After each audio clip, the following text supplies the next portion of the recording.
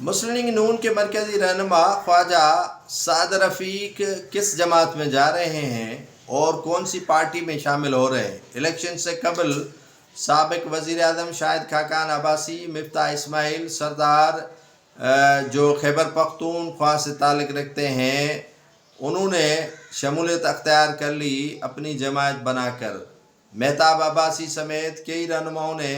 دوری اختیار کر لی مسلم لیگ نون سے، کسی کو شکایت شہباز سے تو کسی کو نواز شریف سے تو کسی کو مریم نواز سے۔ بہرحال معاملہ یہاں پہنچا کہ خواجہ سعد رفیق نے بھی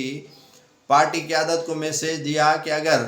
ان پر ہاتھ نہیں رکھا جائے گا تو وہ اختلافات اپنی جگہ پر لیکن پارٹی کو دھچکا ضرور دیں گے۔ لاہور کے جو کینٹ والا ایریا ہے وہاں سے خواجہ سعد رفیق کافی عرصے سے جیتا آیا ہے، یوتھ ونگ سے ان کا تعلق رہا ہے اور مسلم لیگ نون کی سیاست کو وہ بچے اچھے طریقے سے جانتے بھی ہیں اور ان کی پاس مسلم لیگ نون کی جو دکھتی ہوئی نس کہہ لیں وہ ان کے پاس موجود ہے، اور دکھتی ہوئی نس کو اگر انہوں نے ہاتھ لگا دیا تو مسلم لیگ نون کی مرکزی قیادت کی چیخیں نکلنا شروع ہو گئی۔ ان کے اختلافات مسلم لیگ نون کی مرکزی قیادت سے کافی عرصے سے چل رہی ہیں اور انہیں سائیڈ لائن بھی اسی وجہ سے کیا گیا ہے، اور خواجہ سعد رفیق جو پارٹی کے اندر کسی دور میں جو جاوید ہاشمی تھے انہی کا روپ دھارا ہوا ہے اور اختیار کیا ہوا ہے۔ جاوید ہاشمی بھی اسی طرح مسلم لیگ نون کو للکارتے تھے تو اس کو اسی طرح سائیڈ لائن کیا گیا جس طرح خواجہ سعد رفیق کو کیا گیا ہے۔ خواجہ سعد رفیق کہتے ہیں کہ ان کے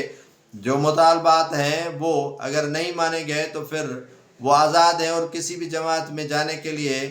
وہ بااختیار اور اپنا فیصلہ کر سکتے ہیں۔ تو مسلم لیگ نون نے فی الحال ان کی طرف توجہ نہیں دی ہے کیونکہ مسلم لیگ نون کی قیادت جو ہے وہ ملک سے باہر ہے اور شہباز شریف بیرون ملک کے دوروں پر ہیں، کبھی سعودی عرب جا رہے ہیں تو کبھی کسی اور ملک کی طرف جا رہے ہیں، تو مسلم لیگ نون کی قیادت یہاں پر موجود نہ ہونے کی وجہ سے خواجہ سعد رفیق کا مقدمہ سننے کے لیے تیار نہیں ہے۔ جب آئیں گی تو شاید مسلم لیگ نون کو بھی دیر ہو جائے گی اور خواجہ سعد رفیق بھی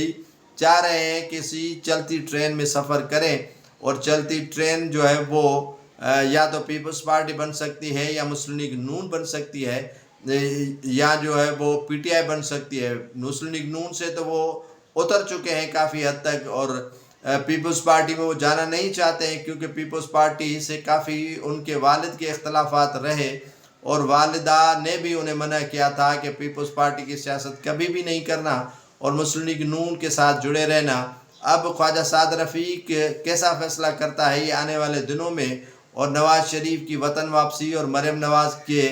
وطن واپس آنے پر ہی ہو سکتا ہے۔